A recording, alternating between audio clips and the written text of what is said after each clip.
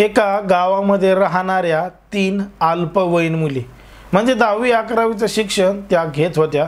त्यांचं 18 वर्ष वय पूर्ण झालेलं नव्हतं, पण मात्र या परिस्थितीमध्ये त्यांच्याकडे मोबाईल सुद्धा आलेला होता आणि त्या मोबाईलचा सुद्धा वापर करायच्या।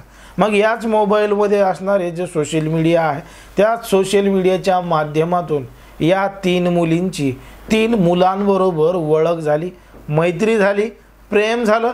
आता हे एकमेकांना बोलू लागले, चॅटिंग सुद्धा करू लागले आणि एक दिवस त्या 3 मुलींना 3 मुलांनी एका ठिकाणी भेटायला बोलवलं, एका मंदिराजवळ बोलवलं आणि तिथून ते घेऊन त्या मुलींना थेट लॉजवर गेले आणि मग घडलं धक्कादायक प्रकरण, धक्कादायक कृत्य। नेमकं काय आहे संपूर्ण प्रकरण, कुठं घडली ही घटना हे आपण अगदी सविस्तरपणे पाहणार आहोत। पण जर तुम्ही अजूनही आपलं चॅनल सबस्क्राईब केलं नसेल तर लगेच सबस्क्राईब करून घ्या आणि बाजूला असणाऱ्या बेल नोटिफिकेशनला सुद्धा ऑन करायला विसरू नका।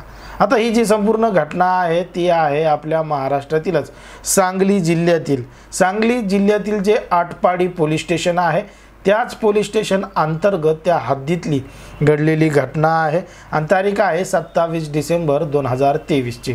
27 डिसेंबर 2023ला या परिसरामध्ये राहणाऱ्या 3 अल्पवयीन मुली होत्या आणि त्या सोशल मीडियाचा वापर करायच्या। त्यांच्याकडे फेसबुक, इंस्टाग्राम यासारखे सोशल मीडियाचे ॲप होते आणि त्याच माध्यमातून त्यांची ओळख त्याच गावामधले 2 जण आणि दुसऱ्या गावामधला 1 जण अशा 3 जणांसोबत ओळख झाली। आता ओळख झाली, मैत्री झाली, ते चॅटिंग करू लागले, बोलू लागले। मग हेच बोलता बोलता ते जे 3 संशयित आरोपी आहेत त्यांची नावं आहेत पांडुरंग यमगर, सुभाष यमगर आणि किरण शेंडगे।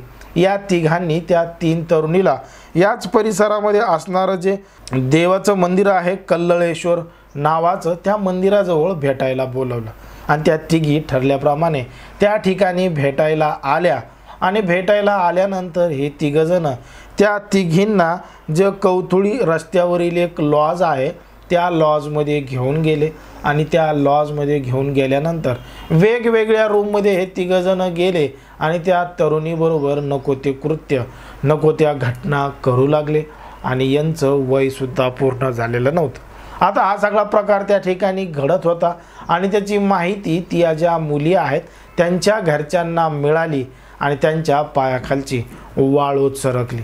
त्यांनी तात्काळ या संपूर्ण घटनेची दखल घेतली, ते त्या ठिकाणी पोहोचले आणि त्यांच्या मुलीला घेऊन थेट आटपाडा पोलीस स्टेशन गाठलं आणि पोलीस स्टेशनमध्ये जाऊन हे जे 3 संशयित आरोपी आहेत यांच्या विरुद्ध फिर्याद दाखल केली। यांच्या विरोधात पोस्को अंतर्गत पोलिसांनी गुन्हासुद्धा दाखल केला। या संपूर्ण घटनेमध्ये नेमकं काय घडलंय, कशा पद्धतीने घडलंय, गुन्हेगार कोण आहे, जबरदस्ती केली आहे, प्रेम प्रकरण केलंय, जे काही केलंय, पण मात्र त्या ज्या मुली आहेत त्यांचं वय हे कमी असल्यामुळं त्यांचे पालक यांच्या विरोधात गुन्हा नोंदवू शकत होते, तक्रार दाखल करू शकत होते।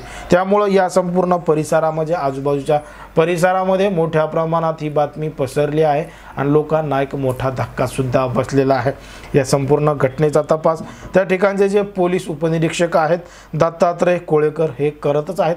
सत्य काय आहे ते लवकरच समोर येईलच, पण मात्र जर आपण पाहिलं तर समाजामध्ये, देशामध्ये, राज्यामध्ये कशा पद्धतीनं गुन्हेगारीचं प्रमाण वाढत आहे, प्रेम प्रकरणसुद्धा मोठ्या प्रमाणात वाढत आहेत। अल्पवयीन मुलं, अल्पवयीन मुली, अल्पवयीन तरुण अशा पद्धतीचे आपण मोठ्या प्रमाणात बघत आहोत। एकंदरीत या संपूर्ण प्रकरणावर तुम्हाला काय वाटतं ते अगदी स्पष्टपणे कमेंटमध्ये सांगा आणि अशाच पद्धतीचे नवनवीन व्हिडिओ पाहण्यासाठी आपल्या चॅनलला लगेच सबस्क्राईब करून घ्या।